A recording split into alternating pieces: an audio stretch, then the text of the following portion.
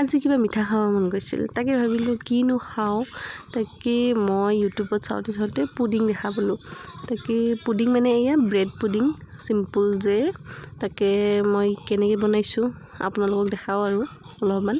প্ৰথমত চেনিটো মেল্ট কৰি লওঁ, মেল্ট কৰি কেনে এনেকৈ টিফিন বাতি এটাত থৈ দিব লাগে।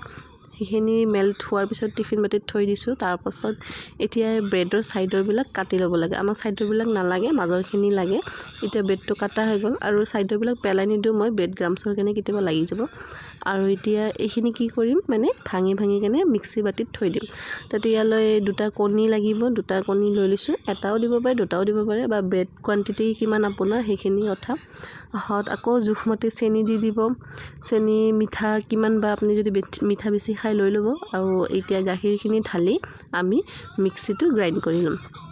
এতিয়া দেখিছেনে হৈ গ'ল সেনেকৈ। তাৰপিছত আপোনালোকে এইখিনি বস্তুটো কি কৰিব, চেকি ল'ব। চেকি লৈ কেনে আমি এনেকৈ এটা কেৰাহী বা কুকাৰ যি আছে তাতে পানী অলপমান দি কেনে টিফিনৰ বাতিটো ঢাকন মাৰি দিব। আৰু এনেকৈ কিবা যদি ভাৰী বস্তু আছে তাৰে ওপৰত দি দিব।